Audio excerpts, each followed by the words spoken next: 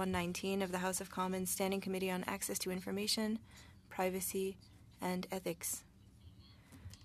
Pursuant to Standing Order 1083H and the motion adopted on Tuesday, February 13th, 2024, the committee is resuming its study of the impact of disinformation and of misinformation on the work of parliamentarians. I'm just going to remind everyone again, all members and other than in-person participants to consult the cards that are on the table for guidelines to prevent audio feedback incidents, and please take note of the following preventative measures in place to protect the health and safety of all participants, including the interpreters. Only use the black approved earpiece. Former gray earpieces must no longer be used. Keep your earpiece away from all microphones at all times. And when you're not using your earpiece, place it down on the sticker on the table for this purpose. I want to thank everyone for their cooperation.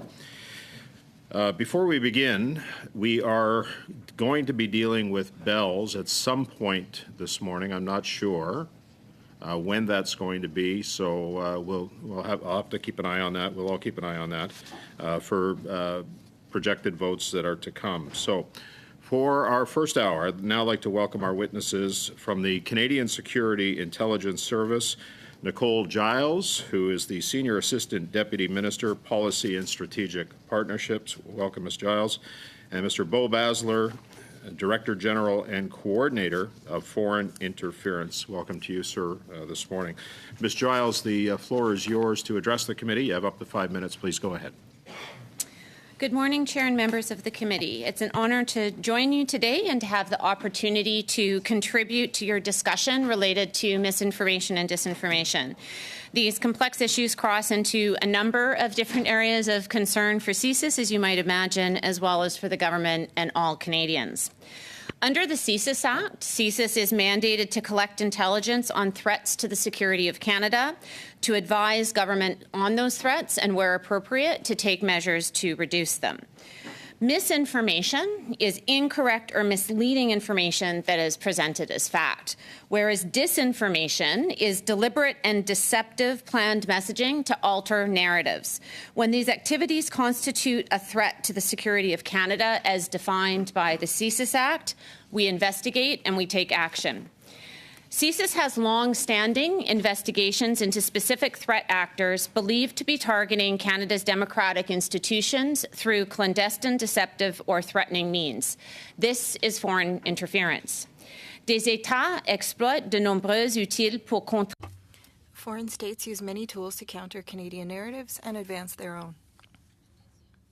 As state actors become more sophisticated, these threats become harder to identify and counter.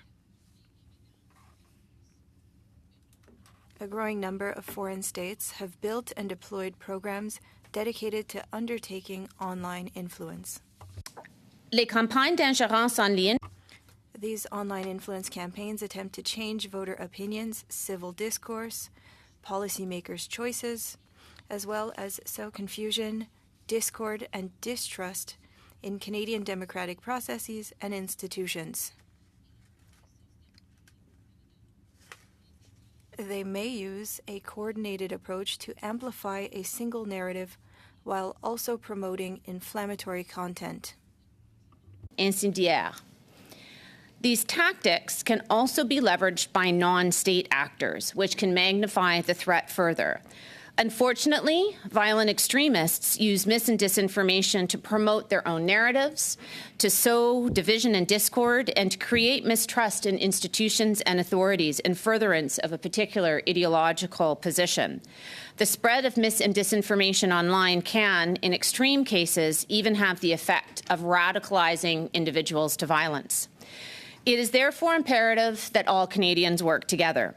This effort begins with informed and transparent discussions amongst all levels and branches of government, as well as with communities, academia, and businesses. As a committed partner in this effort, CSIS continues to investigate, to provide analysis and advice to government, and to, where appropriate, take measures to reduce threats. CSIS also routinely engages and briefs public officials, including members of Parliament, to promote awareness of threat activities and to strengthen individual security practices. Il mène également des activités d'information et de Other tools include stakeholder engagement, which through education and knowledge dissemination builds awareness and resilience against these activities in order to protect their interests. Aware that diaspora, marginalized, and otherwise vulnerable communities are directly targeted by foreign interference and disinformation efforts and are often the most vulnerable in our country. This is why CSIS works hard to listen and better understand the communities that we serve, to establish trusted relationships, and to convey threat-related information in multiple languages to increase awareness and resilience to foreign interference in particular. Le gouvernement a proposé des modifications. The government has proposed amendments to the CSIS Act that seek to close gaps in the legislation. The global shift towards digital communication and technology has widened and deepened these gaps. These amendments would enable CSIS to better equip national security partners outside the federal government. Au extérieur du gouvernement de Canada. Pour terminer, finally, I will note that I cannot publicly comment on operational matters and requirements in order to protect the safety and security of Canadians. Nonetheless, I welcome this opportunity for a frank and transparent discussion to the extent possible and will be happy to answer your questions. Okay, merci, Madame Giles. Thank you very much, Ms. Giles, and thank you for using less than 5 minutes. We're going to start with our first round of questions, 6 minutes each for all parties, and we're going to start with Mr. Barrett. The communist dictatorship in Beijing clandestinely and deceptively interfered in both the 2019 and 2021 general elections in Canada. Is that correct? The Prime Minister Trudeau, members of his Liberal government and Liberal Party officials knew that interference had occurred. Is that correct? The report that's recently come out from the Commissioner under the public inquiry into foreign interference laid this out very nicely in terms of the briefings that took place. So briefings took place? Correct. How many times was Prime Minister Trudeau informed? I think that what's important to recall is that the structure that was put in place by the government to govern how information was shared and managed in the case of the federal elections during 2019 and 2021 was done through the Critical Election Incident Public Protocol Panel, or the Panel of Five.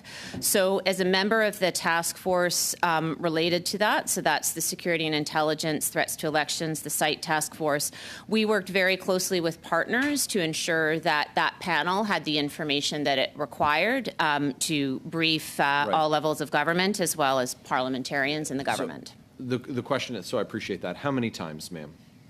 I don't have the exact figure, but what's, again, important is that that would have been the conversations that the National Security and Intelligence Advisor would have had, and CSIS fed into those briefings. Are you able to say how many times that Liberal Party officials were informed?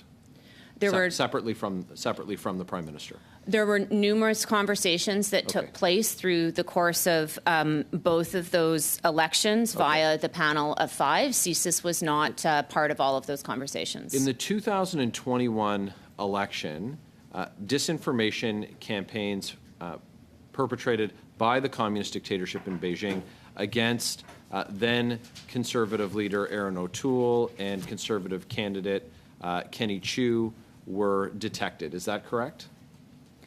There were foreign interference activities that took place in the 2021 and 2019 elections, and those spread across a number of different ridings, including the ridings for Steveston, Richmond East.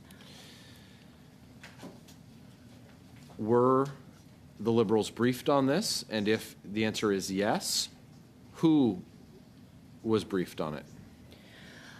Again, the timelines and the briefings that took place as part of this are laid out in the report that was tabled by Madame Commissioner. So the director for CSIS, Mr. Vigneault, said he briefed the government. Would you be, so the names of those who were briefed, are you able to furnish the committee with that in writing following your appearance? We will have to take that back. There's a number of briefings that we do for obvious reasons that are confidential, so I'm not able to commit at this time to providing the committee with all those names, but we'll see what we're able to provide. But again, I would stress that all the information that we can make public on this has been provided to the PIFI Commission, and a lot of it has already been disclosed in that report. What action was taken when the disinformation campaign was detected? So the way that the process works with SITE is that as the members of the SITE task force collect information and intelligence, we feed it into that process, and then the protocols are triggered in terms of providing that information up to the senior officials in the panel of 5, and then decisions are also taken on whether to brief the cleared political parties. Okay. But that's during the election period. As this committee is very aware, there are a lot of foreign interference activities, including mis- and disinformation campaigns that take place outside of the red period. In 2019, were Liberal Party officials told that the current member for Don Valley North was being monitored by CSIS? Yes or no, please? Bo, do you have the specifics on that? Thank you for the question. I don't have the specifics in terms of if Liberal Party members were advised on matters, related matters or not. But for operational reasons, I can't get into the specifics of what we were or were not investigating at any point in time. So the reason for the current member for Don Valley North, who ran as a Liberal member, the reasons for his being monitored by the Canadian Security Intelligence Service, you're not able to share that with us today for operational reasons? I can't confirm if we were monitoring or not monitoring any specific individual at a point in time. The information, well, are you aware of open source information through judicial proceedings, public inquiries, reviews of foreign interference that have demonstrated it to be a fact that CSIS was in fact monitoring the member for Don Valley North? I'm not aware of judicial proceedings that say that. No.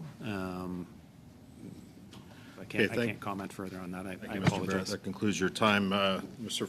Fisher, before we begin, I just want to thank you and your staff for providing a speaking list to us today, and I have Ms. Khalid on that for 6 minutes. Go ahead. Thank you very much, Chair, and thank you to our witnesses for being here today. I'll start by picking up on something, Ms. Giles, that you said in your opening remarks about providing awareness. So firstly, I'll ask, how do you provide awareness to specifically MPs as we are in a more vulnerable position for foreign interference, for example, or to disinformation, misinformation, and being facilitators of information to the general public?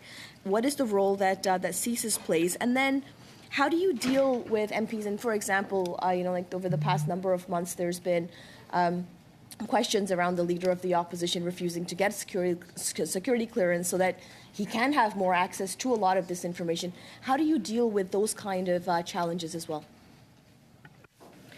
Thank you very much for the question. So CSIS has a variety of roles that we play in terms of both countering foreign interference as well as in terms of raising awareness with the public.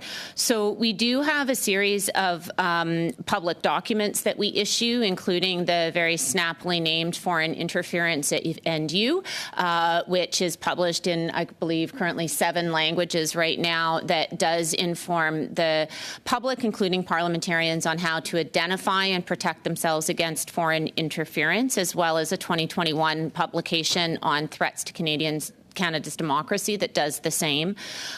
We also do a number of civil society engagements to try to build resilience, and in 2023 alone, we did over 150, as well as security briefings for elected and unelected officials. And for example, in 2023, we did over 200 security briefings for both elected and unelected officials to help build resilience. The other thing I was add is that we do have a number of social media campaigns that do try to raise awareness as well with parliamentarians and with Canadians. I do have a couple packages we were able to print out. It's a bit difficult from X, but I'm happy to share those afterwards. And again, it's aimed at helping Canadians and parliamentarians be able to identify when those actions are happening and how to protect themselves. Is there like a hotline that MPs can perhaps call when they feel that they are being targeted by a disinformation campaign, perhaps? Absolutely. There is a hotline both for ourselves as well as for our Canadian Security Establishment and the Canadian Cyber Centre, and we'll be very happy to provide those to the clerk afterwards. How do you balance, there are certain diaspora communities that are more vulnerable than others when it comes to disinformation, et cetera. So how do you engage with diaspora communities? How do you make sure that awareness is there within them and their communities in a fair and balanced way without making them feel targeted? That's been a major concern and focus for CSIS in the last couple of years. We've really tried to change the channel in terms of how we undertake our engagement with those communities, understanding that the first step is to listen and to understand their concerns, as well as to ensure that we're communicating in the language of their choice. And that's why we've moved to preparing our materials in this space in languages for those communities that are most targeted by foreign interference, including in Persian and Chinese and Russian and Hindi and other languages. Thanks for that. I appreciate it. I know it's a huge challenge as you kind of navigate that space. It must not be an easy thing. But there's another space I think that is really challenging right now, and that is the social media landscape. So perhaps if you can help us understand a little bit about the current climate of partisanship within Canadian politics and within Canada today on a lot of issues on social media. And do you see any correlation between hyperpartisanship and disinformation, and what do you do about it? What we've seen in terms of the threat landscape relating to foreign interference is that the threat has increased dramatically, both in terms of breadth and depth, due to the technological advances, and social media has become a very significant part of that. It's increasingly difficult for individuals to be able to identify what the reality of the information is that's sitting behind what they see online. That's why we work very carefully across government to ensure that we're able to provide the best possible information to Canadians to allow them to practice good cyber hygiene and to be able to identify when dis and misinformation is taking place. That said, it's certainly not an easy thing to do. It is a little bit like pushing a rock up the proverbial hill, but the way that we'll be able to counter this is by having all Canadians work together.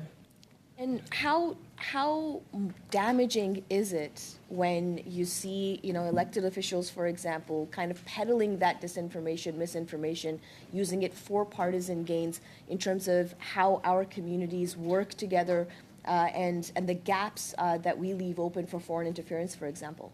That's not something that that CSIS evaluates or engages in, is making those types of assessments.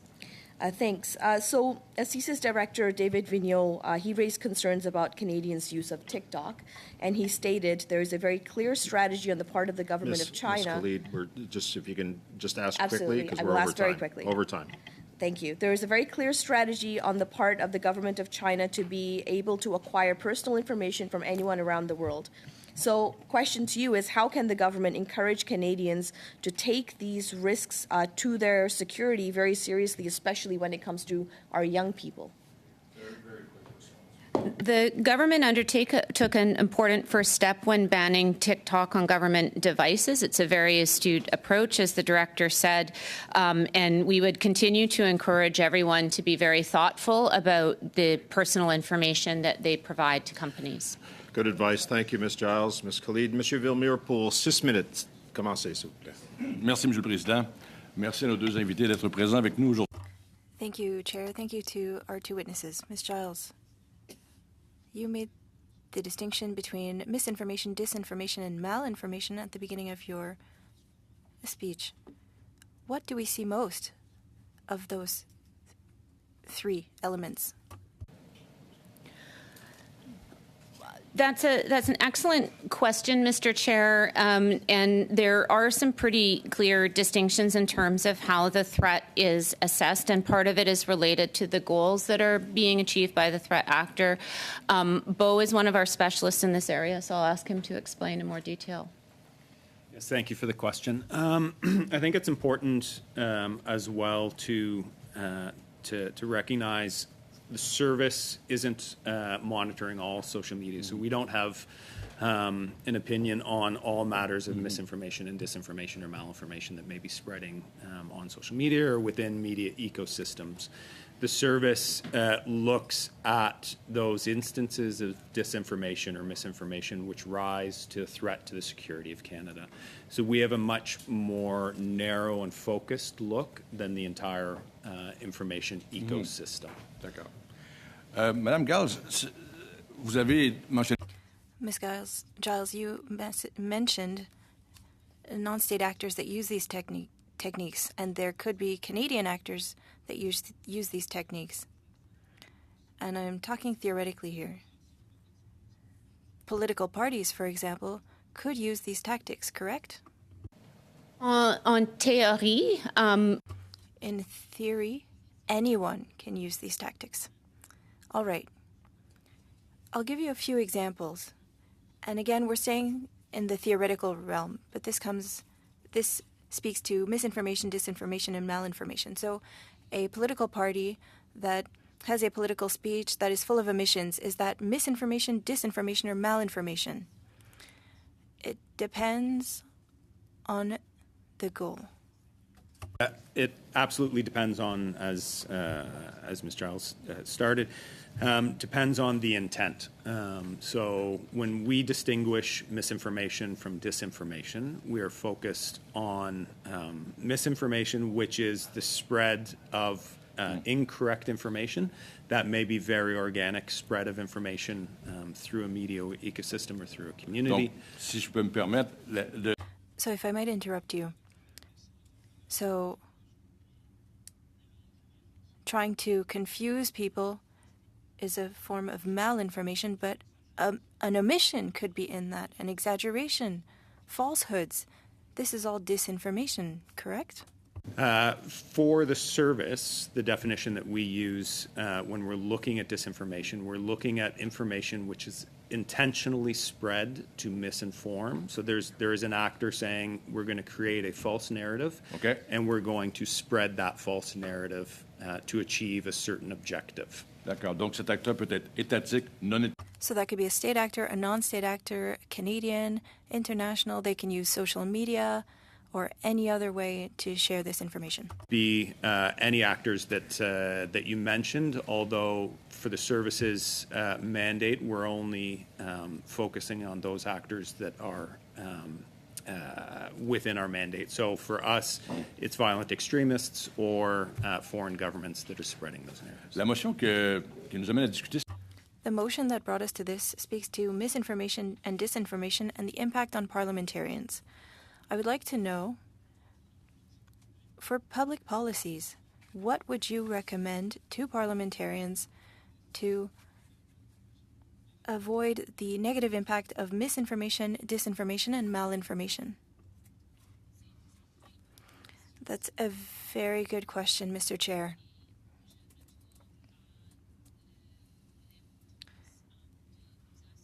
It's important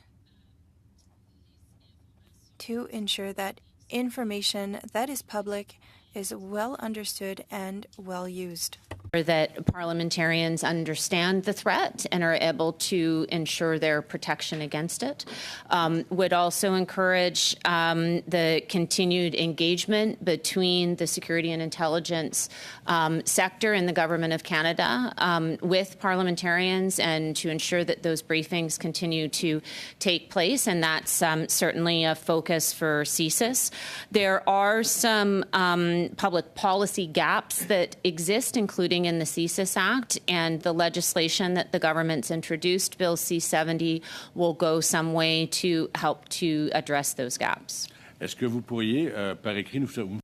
Could you send us in writing whether or not you believe, or what public policies we could examine? There is C-70 that has not yet been adopted, but what would your suggestions be that we could consider as parliamentarians? Certainly.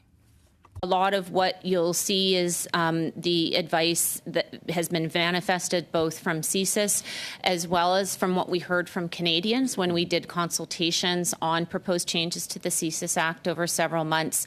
And that's reflected currently in Bill C-70 and the changes that are being proposed to the CSIS Act, especially as it relates to enhancing our ability to provide information and intelligence outside the federal government to help further build the resilience of parliamentarians and Canadians. Merci beaucoup. Okay, merci. Thank you very much. Thank you, Mr. Villemure. Mr. Green now for 6 minutes. Go ahead, Mr. Green.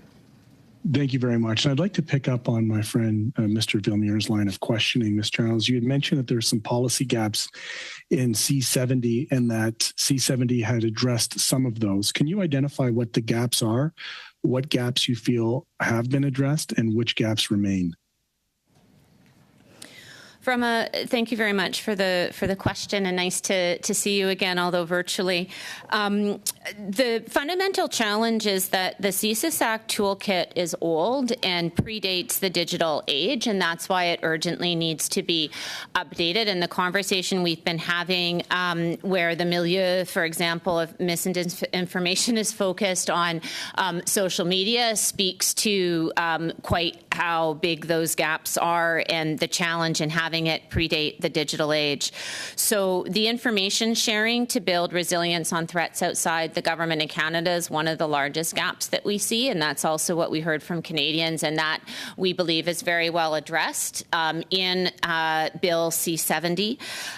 The other challenge that we're experiencing is there are some gaps in CSIS's ability to operate in a digital world, and so, for example, we are missing some modern investigative techniques that most of our Five Eyes intelligence partners have, as well as law enforcement, such as production and preservation orders. And so those are also being proposed as part of Bill C-70, as well as closing the foreign intelligence gap that's currently created by the borderless nature of data. We'd be very happy to give a more in-depth briefing to parliamentarians on the elements of the CSIS Act that are included in Bill C-70. We did so a couple of weeks ago, but we'd be very pleased to have another session. And so I'm to take that you're not necessarily identifying further gaps for fear that it may compromise the service in some way, or did I just miss that? No, there's, I think, a constant opportunity to improve our legislation and the policy principles and policies and procedures and programs that we have in place. We need to constantly be learning and adapting. respectfully, those are a lot of words. I'm going to ask you, for the purpose of the committee, and I don't say that disrespectfully, but I'm trying to elicit a direct answer from you. What recommendations would you provide to this committee to be able to provide to that process to help strengthen the threat against foreign interference, given the context of this study? To help counter the threat to foreign interference, I'll go back to my opening remarks that the biggest defense that we have is to ensure that there is awareness and that there is sufficient information so that parliamentarians and Canadians can identify the threat and know how to defend themselves against it. So that awareness piece, that constant engagement piece. As it relates to that awareness, there were, I think, some identified gaps in responding to individual parliamentarians being notified that they were targeted. Has that since been corrected? Is that something that has been addressed, or have you updated your policies in terms of when parliamentarians might be identified as being the targets of foreign interference? So I think that Mr. Chair, I think that the reference is to the ministerial directive that was issued last year, which encouraged CSIS to continue to engage and brief parliamentarians. We have been taking a different approach as the attention on this issue has increased, and we've diverted some increased resources to that. But I would stress that we were and always have been briefing parliamentarians on threats. Okay. I think how threats are perceived is sometimes a bit misunderstood in terms of when things reach a threat to the security of Canada as defined by the CSIS Act, and that's when it becomes our responsibility. That's fair. I appreciate that. We've spent a lot of time talking about the threat actors targeting Canadian parliamentarians. Can you speak about any work that you may have encountered or thoughts that you may have on corporate interference? And what I mean by that is that while it is true, state actors and non-state actors, violent extremists and others that you have identified, might use these tools on certain political agendas, ideologically extreme agendas. Has there been any thought on where multinational corporations also use misinformation, disinformation, and malinformation for the purpose of their pecuniary interest, their financial gain? And I referenced the kind of money that's put in through a lot of back channels, AstroTurf campaigns, online campaigns. I know I get targeted on them myself around the oil and gas sector as it relates to climate change denial. Is there any thought about corporate actors when it relates to foreign interference? Mr. Chair, another very thoughtful question. I think one of the things that we try to recall is that the People's Republic of China does not really distinguish between private and private companies and that operate from within China, state-owned enterprises, and using whatever means they can to try to further the strategic objectives of the Communist Party of China. So what we do see is corporate actors out of PRC using all means and various techniques at their disposal to try to further the objectives of the Communist Party of China. I think one of the things, though, is that when it comes to the more criminal-related aspects of that falls outside of CSIS's mandate. Okay, thank you, Mr. Green and Ms. Giles. That completes our first round of questioning. We're going to go next to Mr. Brock for 5 minutes. Go ahead, sir. Thank you, Chair, and thank you to the witnesses for your attendance today. Kenny Chu, former Conservative member of Stevenson Richmond East, testified twice at committee. I believe they were both the Ethics Committee. First time he appeared, March 31st, 2023, he didn't provide any specifics other than to make a very bold statement saying that foreign meddling, particularly from Beijing, China, played a role in his defeat. The Liberal candidate, MP Parm Bains, who won the election, was spoken to by the press afterwards. He was asked whether or not foreign interference played a role in his election. He was very emphatic by saying, no, not at all, while simply walking away from the cameras. Again, Mr. Chu did not provide any specifics in relation to Mr. Baines. He did, however, do that on April the 30th, 2024. He said as follows, "Let me introduce my former opponent. In my view, his ascent to power was paved with disinformation. Perhaps it was through a calculated strategy, or at the very least, he was a willing participant in a now proven disinformation campaign.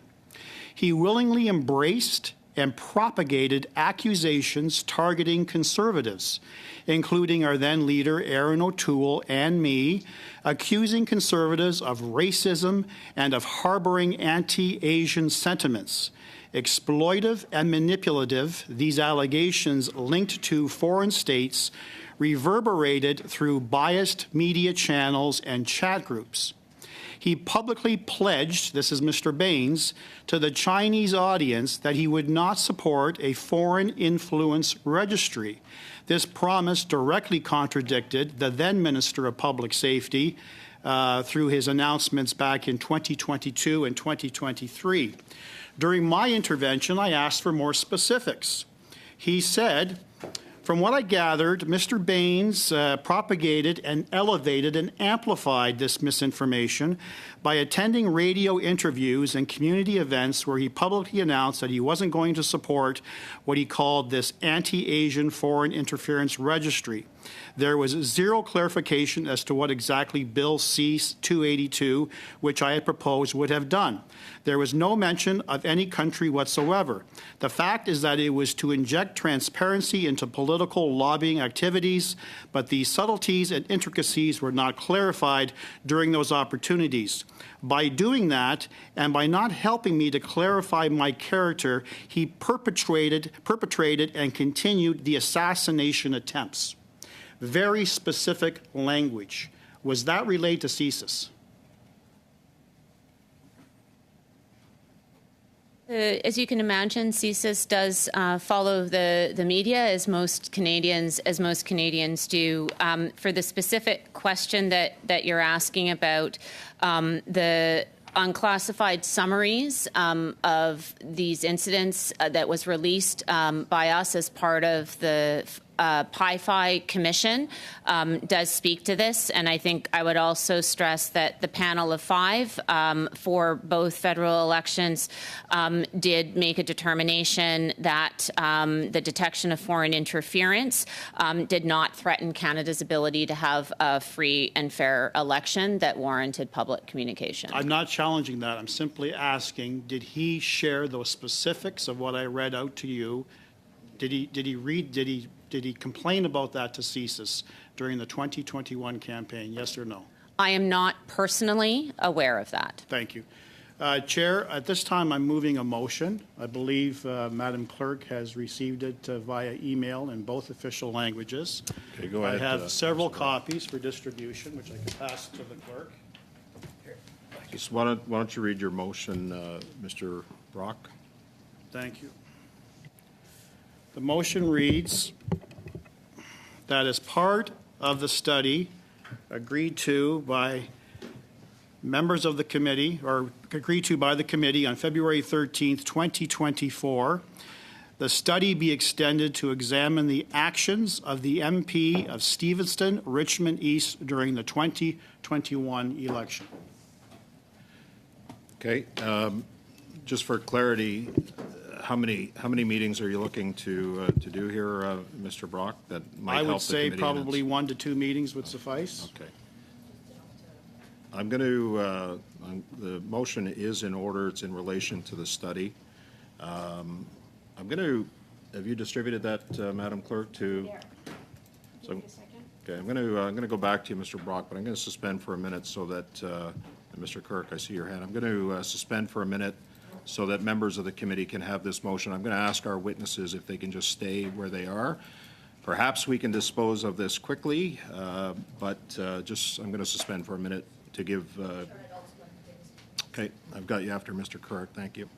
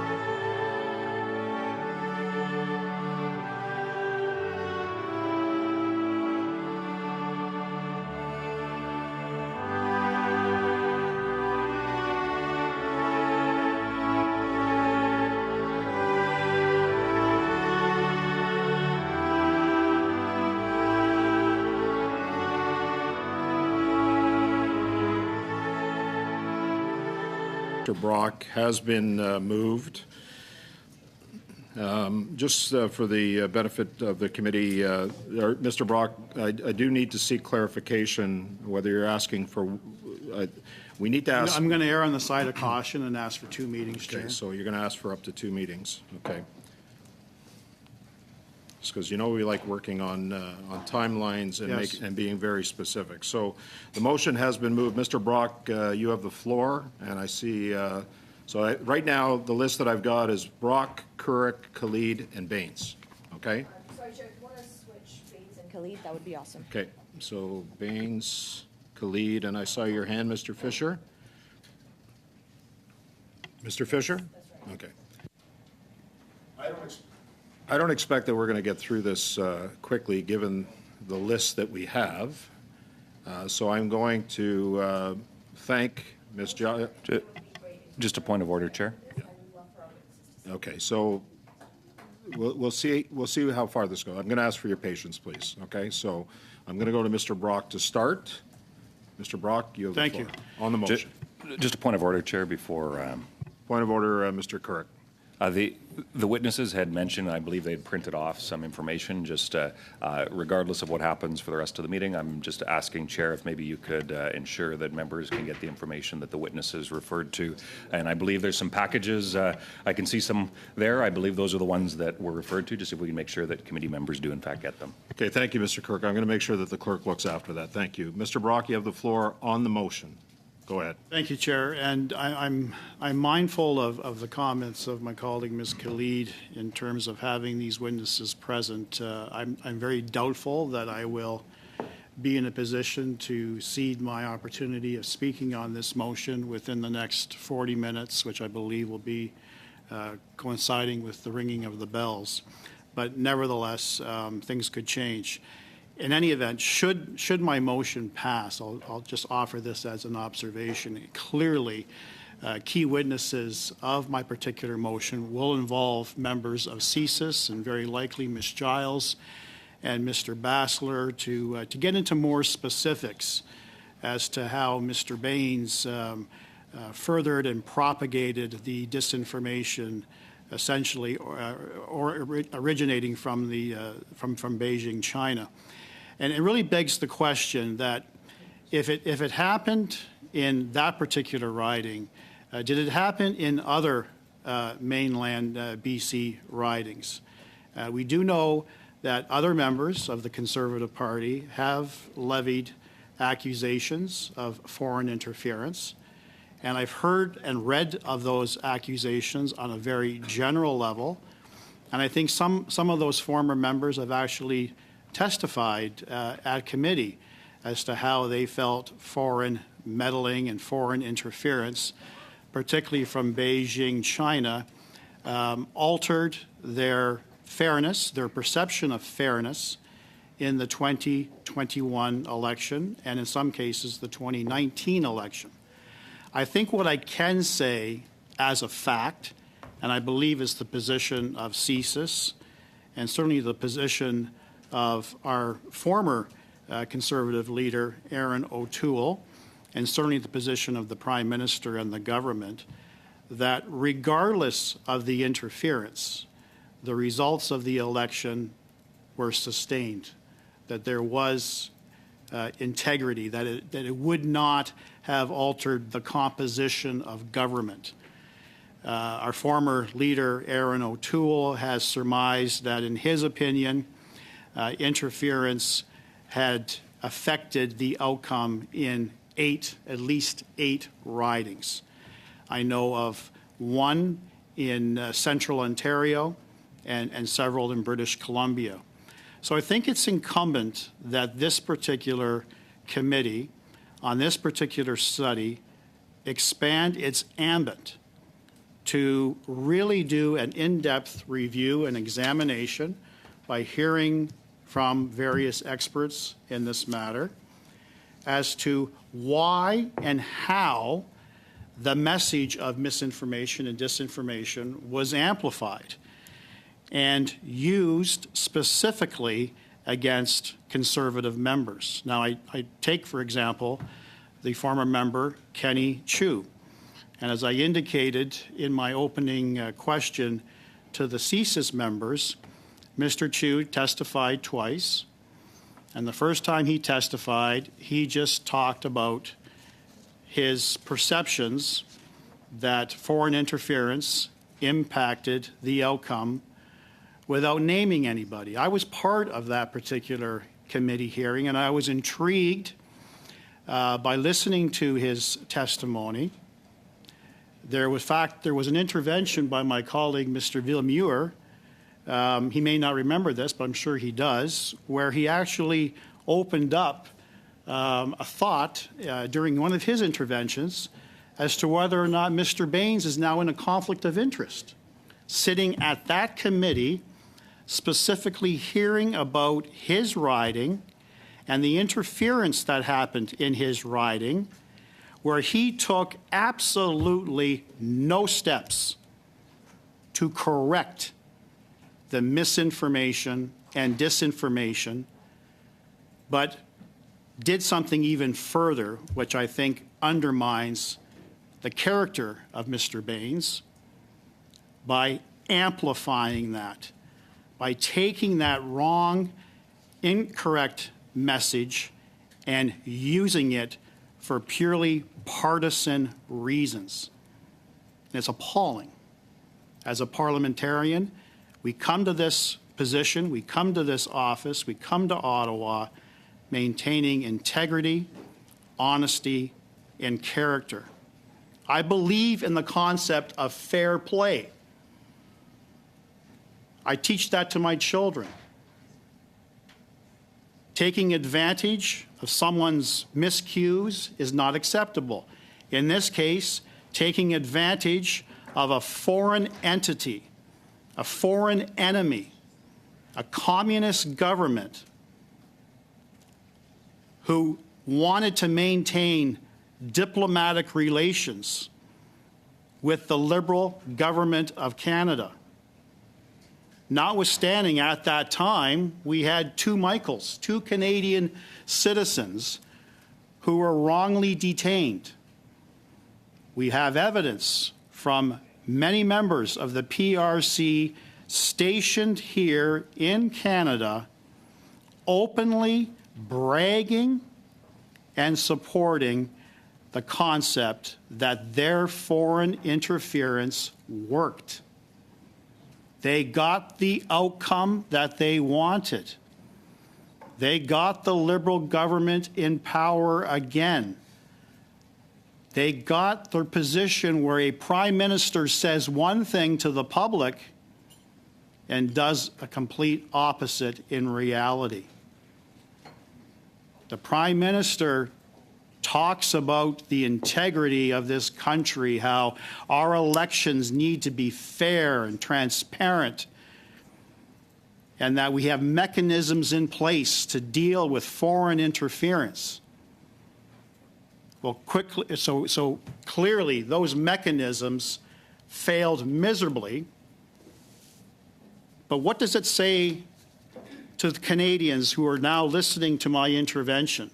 What does it say about the character of a prime minister who openly, in the leading up to the 2015 campaign, openly bragged about his admiration of the basic dictatorship in China? We are a democratic nation. I couldn't think of anything worse from a potential prime minister who's admiring the suppression of human rights, the illegal detention of its own citizens, the execution of its own citizens. Think of Tiananmen Square and the aftermath of that debacle on the world stage. And our Prime Minister, Justin Trudeau, was very proud of the administration in China for exercising those abuses. It's appalling, absolutely appalling. But it runs deep into his family because his father admired basic dictatorships. His father admired China. His father admired Cuba. His brother admired that as well. when we heard from his brother Alexandre Trudeau at committees studying the Trudeau Foundation issue, it was very clear that he has been on a number of trips to China and welcomed by the government of China. And it's clear from all the evidence that I have heard that there is no special relationship that China has than with its current relationship with the Liberal government here in Canada, particularly the Prime Minister. I take a look as well in sort of the genesis behind this motion, Mr. Chair, to take a look at all the overt attempts by Justin Trudeau and his government to avoid having any study, having any inquiry, having any thorough examination to what extent foreign interference played in the 2019 and 2021 elections. Take a look at all the times when these issues would come up, and of course the Liberal members would exercise all its tools to avoid any sort of study, any further examination. We take a look at the Prime Minister himself, who says one thing about the integrity of elections and the fairness of elections, but when it comes to scrutinizing the actions of himself and the government, there's nothing to see here, Canadians. Just trust us. Just trust us that we have a robust system in place to detect, to flag, to suppress the influence of our enemies, to keep our elections fair and square. But when it comes time to asking repeatedly, as Conservatives did, supported by the Bloc, to ask for a full inquiry into all the circumstances, we were met with the complete opposite from this government.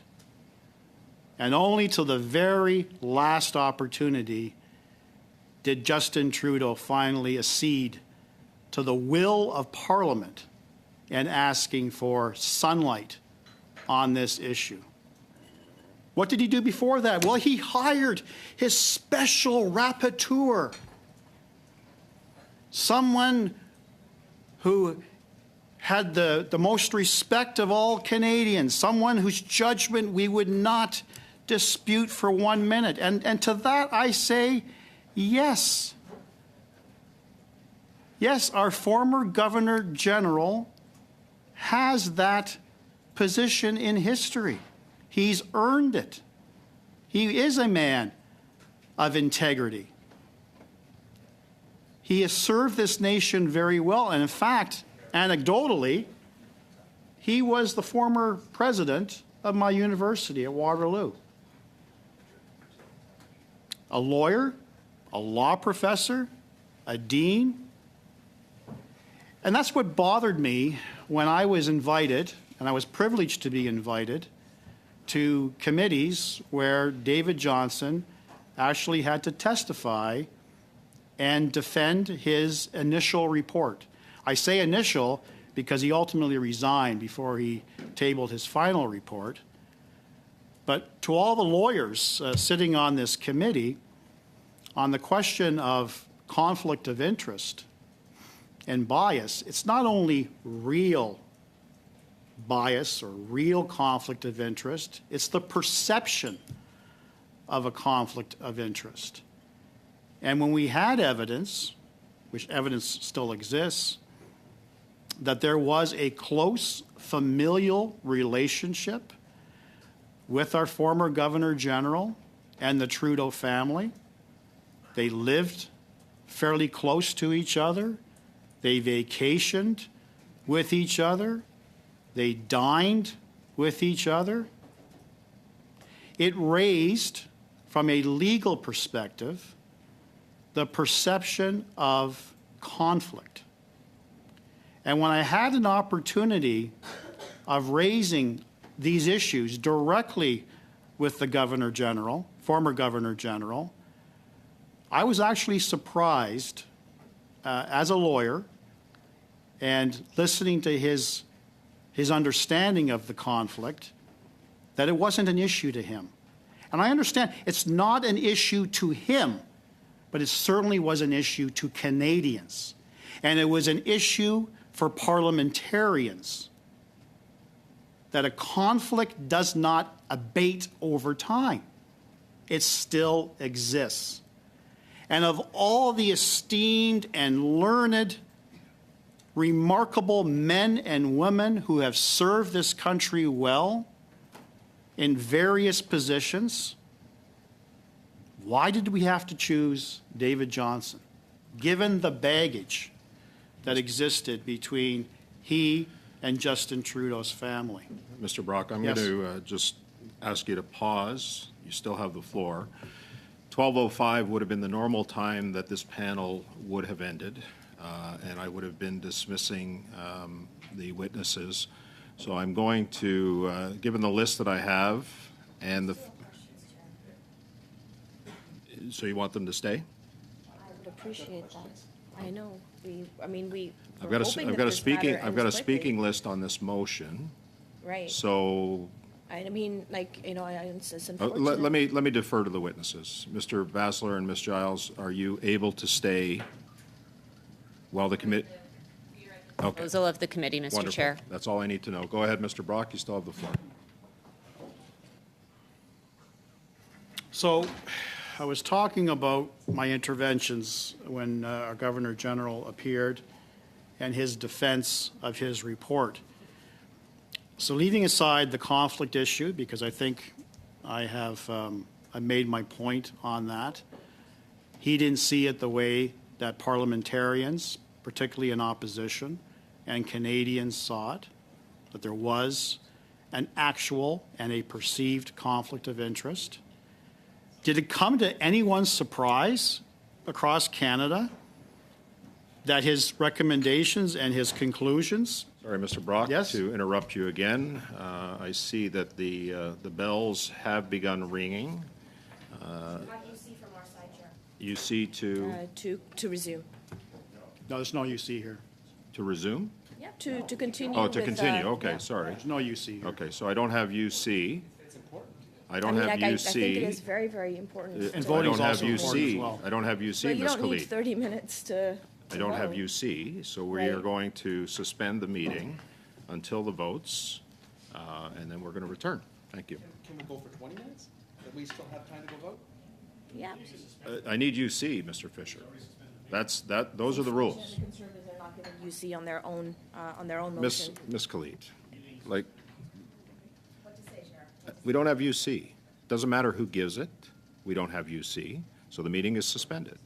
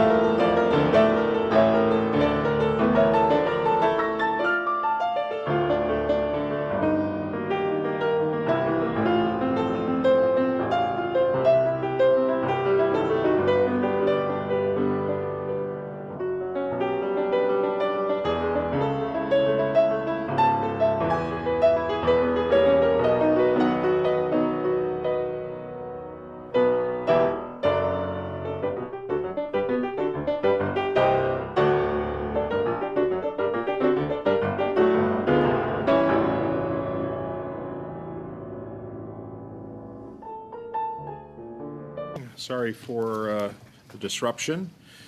Mr. Brock, when we left, you had the floor. Go ahead, sir.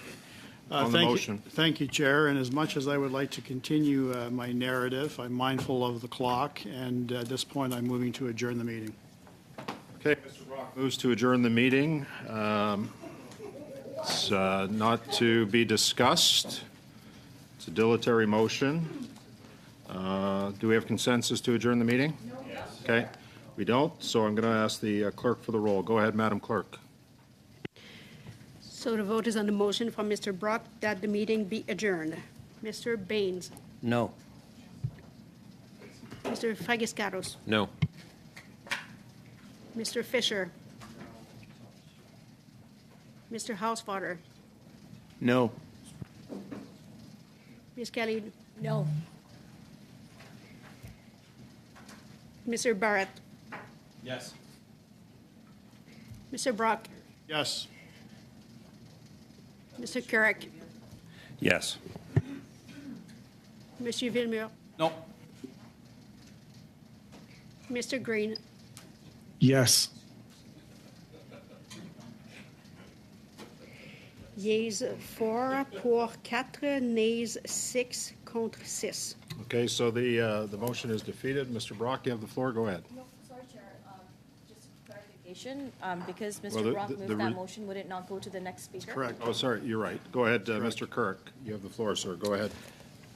Thank you very much, Chair, and I appreciate the motion that my colleague has moved, which I think highlights something that has been, shall we say, something that has been referenced, insinuated, but I'm glad that actually we're able to talk about it very, very directly. But I do want to just, if I could back up a brief moment, because I think one of the challenges that exists in talking about election interference and some of the very, very troubling circumstances, whether it be the Hogue report that certainly was very enlightening, or the circumstances around other examples of election interference, is that when the Prime Minister makes a declaration saying that there wasn't an issue with either the 2019 or 2021 election, that their integrity was preserved, et cetera, et cetera. I think that something that is failed to be acknowledged, and actually is interestingly a very Americanization type statement, because it speaks to not our system, but rather a system that is so often reflective in the narrative that defines much of the political commentary in Canada. Because there is not one election in Canada. It is 300 in the case of the current and previous two parliaments. There are 338 separate elections. We don't elect a president. We don't elect a prime minister. And that may even be a shock to those who are listening, that I would make a statement like that. But it is by convention that the Prime Minister is the leader of the government. And I know that there's a host of history that goes back into as to why that's the case, and there's been constitutional challenges, but more or less the evolution of 800 or so years of Westminster-style democracy.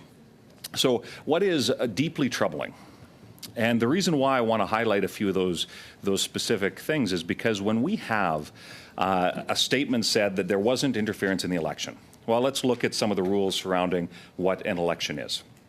Take financial rules, and all of us as members of Parliament and as those who have been involved in the process of running in an election, all of us around this table would have had our names on a ballot at the very least once, and some of us more than that. Whether we were successful or unsuccessful, we would understand some of the dynamics around finances and rules around advertising and the various. And we've talked fairly at length about some of those things. But Chair, I think that one of the intricacies of our system that needs to be highlighted in the context of what we are talking about here is how important and the needed understanding that when a election race in the context of a larger general election, and that's why they're called general elections in Canada. It's because there is a dissolving of Parliament. Parliament is dissolved, and there ceases to be members of Parliament. That Parliament literally ceases to exist. In fact, the constitutional clarity around that is pretty direct. So while and for any of us who have been in those circumstances, we understand that there are changes that do in fact take place. But then there are 300 in the case of the current Parliament and the previous two, 338 elections that take place to elect members of Parliament to create a Parliament. And then there are some nuances around by-elections when somebody either resigns or passes away. As we've seen tragically, I know that there's been a number of those circumstances over the last number of parliaments. Those dynamics exist, but I think that what was absolutely irresponsible of our Prime Minister was to make such a definitive statement that was simply not true. Simply not true, Chair. And I think that if the Hogue inquiry made that point explicitly clear. And I'll get into a few of the specifics, highlighting some of the frustrations that certainly I know many of my constituents reach out to me on a regular basis when it comes to how the Prime Minister approaches things that would put his political circumstances at risk versus those of his adversaries. And I'll get to that in a few minutes. But, Chair, I think that what needs to be highlighted, and for all those watching, I would emphasize this, that when one election, when one of those 338 is called into question, it causes questions to be asked about the entire system. Now, the allegations have been very clearly articulated, and my colleague Mr. Brock did a good job of outlining that in the constituency of Steveston, Richmond East. But there are a number of other circumstances, and I know, and in part because this is Parliament is an interesting place. You get to know people. And I know, having gotten to know Mr. Chu over the time that he served as an MP, including hearing from him how his stance to protect democracy was weaponized against him by malicious forces. But there were a number of other examples. And can one definitively say that, point to a specific instance and say, well, that was the turning point? Well, it would be incredibly difficult and quite frankly irresponsible to do so, in the same way that it would be irresponsible to claim that there was no influence. But therein lies the key, Chair. We have to take seriously these allegations, because when one vote is compromised, it calls into question the entire system. And I think that... Sorry, Mr. Kirk. Go ahead on your point of order, Mr. Barrett. There was a closure motion notice, notice given in the House. So there's, I think at 25 past 1, we're going to have bells again. And I just wonder if there might be consensus to dismiss our witnesses. Maybe there isn't, but if I imagine you have a speaking list there, Chair, and so I know that we can't debate whether or not to dismiss them, but just if you had consensus, out of appreciation for them having been here today. And I do appreciate that. I do have a speaking list, Mr. Barrett. I did ask the witnesses earlier their availability. They said that they were at the disposal of the committee, but we do have a time allocation motion, as you say. That's the bells will start ringing at 1:25. We have resources to 1:30. Okay, so just to let everybody know. We had resources to Chair.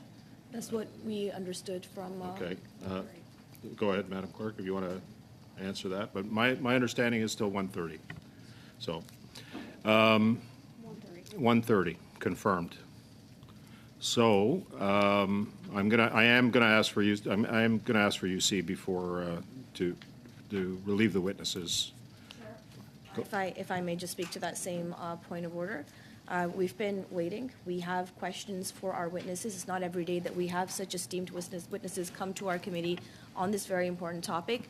I'm hoping that we'll move through this motion. I'm not understanding why our members are filibustering their own motion here. I'm more than happy to finish this and move on to our witnesses. Okay. Mr. Kirk still has the floor. Ms. Khalid, nothing is going to change that unless he gives up the floor. So I'm going to continue. I'm going to ask again, based on Mr. Barrett's request, whether the committee agrees to release the witnesses. Yes. Okay, so Ms. Khalid, thank you. So we are going to continue with Mr. Couric, and I thank again the witnesses for their patience and for being at the disposal of the committee. Mr. Couric, go ahead, please.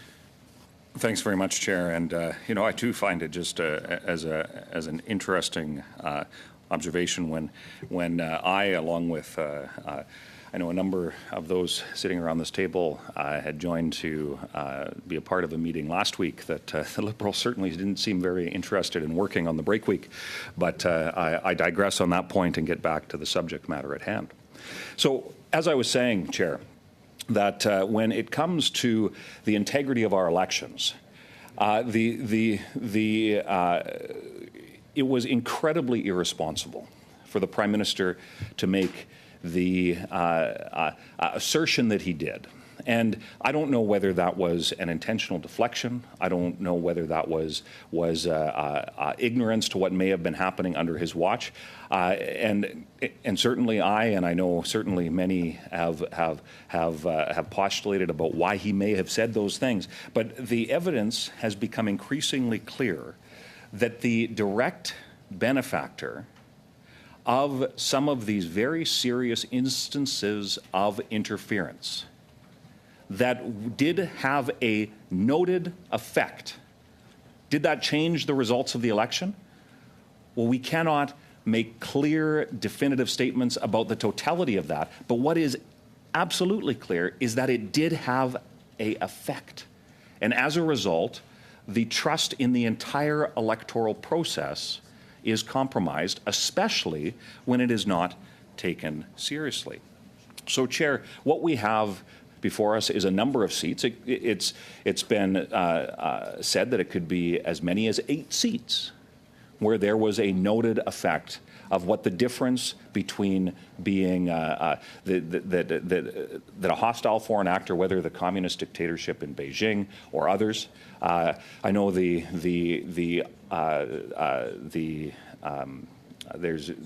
been a number of other instances where other states and quasi-state organizations have had an impact in endeavoring to influence the outcome of elections. But the fact that it was so flippantly disregarded, I think it cannot be ignored. And when we have such clear evidence, when it comes to the riding in question in the Lower Mainland, where we've heard the testimony, we've seen the reporting, and there is it is difficult to dispute the fact that it had an impact on the rights, and it just does not come down to who sits in Parliament necessarily. That's the result. But it comes down to whether or not Canadians are truly able to exercise their franchise.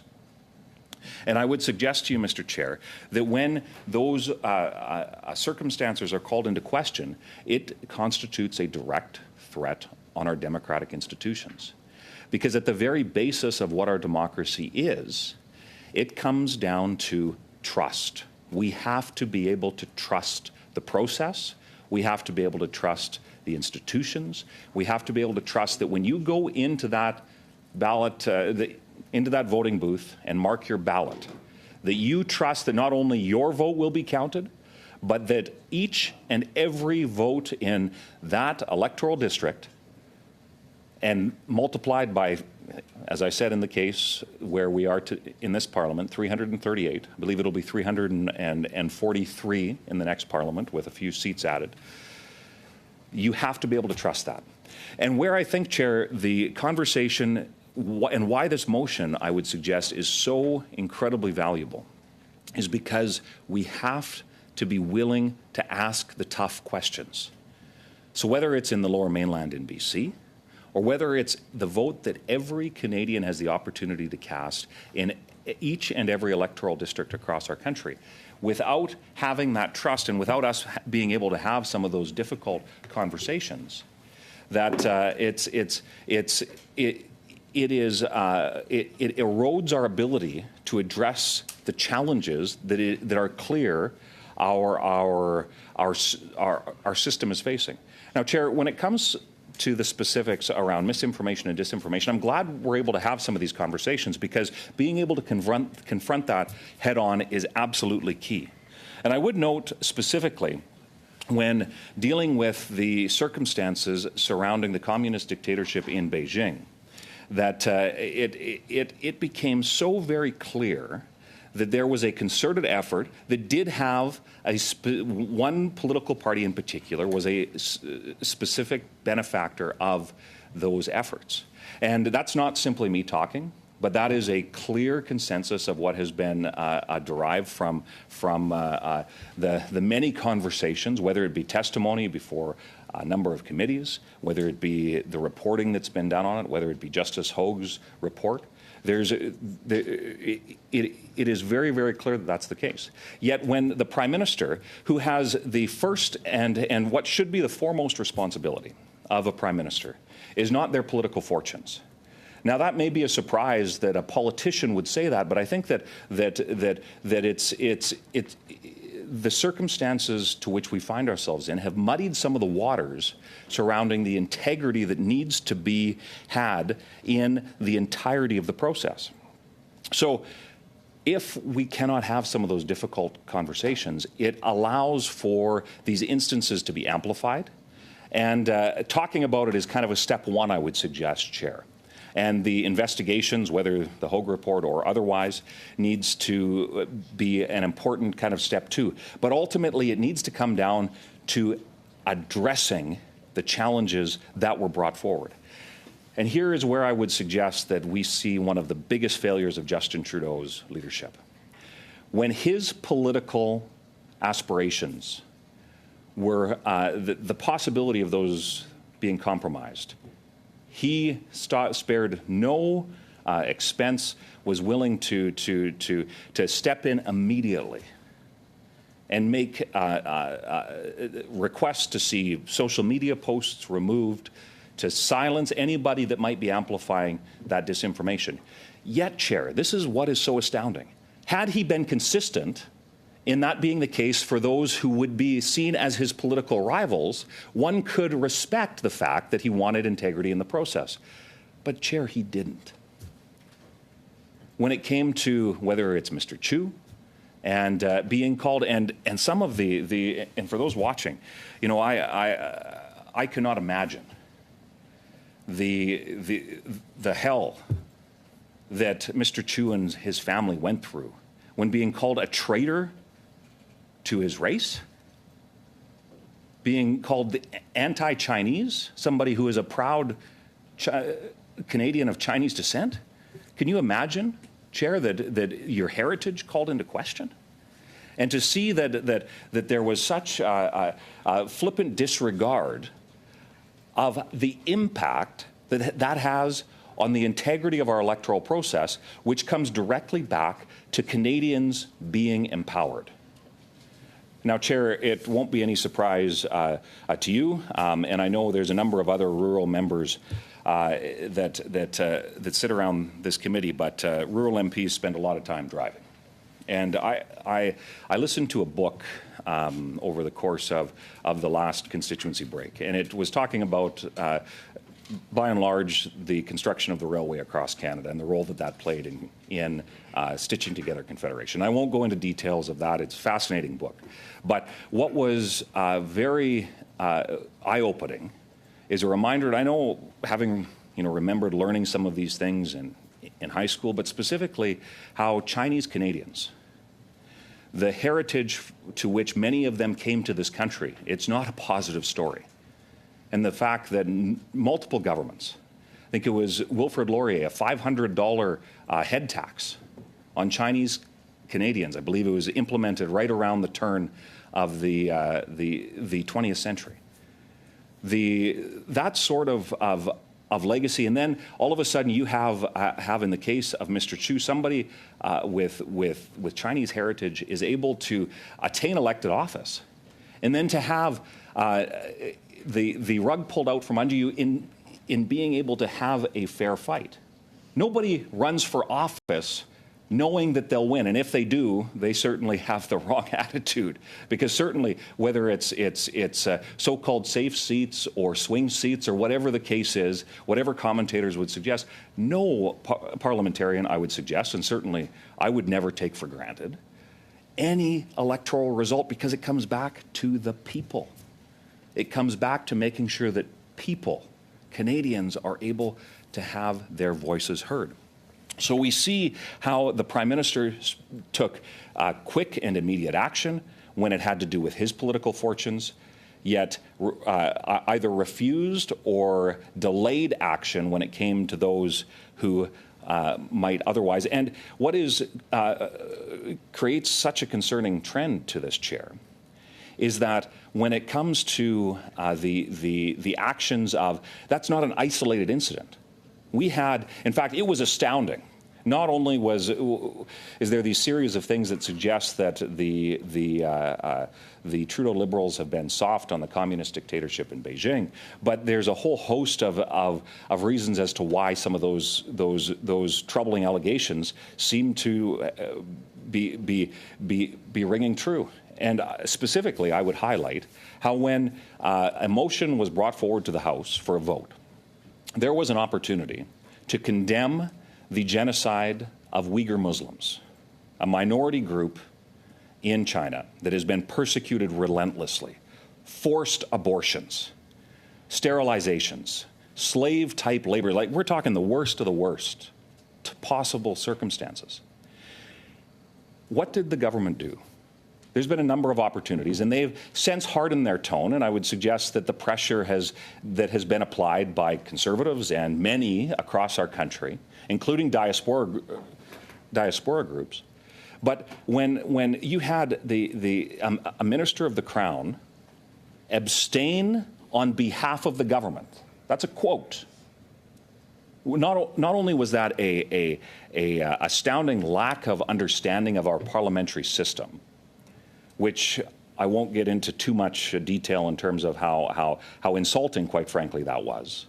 But it speaks to an unwillingness to call out abuses that were so clear to the international community, where Canada, at one point in time, could be trusted to be a leader on calling out those sorts of things, yet you had the Trudeau Liberals, out of fear of offending a dictatorship, that it's very clear that the current Prime Minister, Mr. Trudeau, has spoken about prior to his election and admiration for, but also has continued in and that's not me simply saying things. He said that very thing when asked what country he admires. He could have said anything. He could have even prefaced that by giving caveats, but you can look at the quote. It's absolutely astounding. But, Chair, we see how in that instance and so many others, there was a refusal to take firm action. Leadership requires making hard choices. And unfortunately, when it comes to many of the hard choices when dealing with the seriousness of protecting our democratic infrastructure, the Liberals are found wanting. And it's unfortunate that there seems to just be this unwillingness to have some of these tough conversations. And what I would suggest, Chair, is that it's not for a lack of possibilities in terms of actually fixing the problem. But I would suggest that at the root of how we fix those things is we need leadership. We need leadership as a nation. We need leadership as all of us collectively as parliamentarians, because it is 338 MPs that make up a parliament. And it is the government that is then subject to parliament. It is not the other way around. And it is quite something when you have the unwillingness of members of the government to take strong stands. You know, I think of previous prime ministers that have taken very, very strong stands, whether it is former Prime Minister Harper, when he refused to shake Vladimir Putin's hand, telling him to get out of Ukraine, telling that evil man to get out of Ukraine a decade ago. When it comes to Sorry to interrupt you, Mr. Kurek, but I do see that the bells are ringing, signaling 30 minutes to votes. I am going to need unanimous consent from the committee to, well, here's the problem I have too. First of all, I'll get unanimous consent to continue to at least 1:30. We don't have unanimous consent? Okay, so we don't have unanimous consent. The challenge that we're facing right now is that we have resources until 1:30. We don't have unanimous consent to continue. The bells will take us to 1:55, which means that we're effectively out of time at 1:30. So I have no other option as a result of resources but to adjourn the meeting.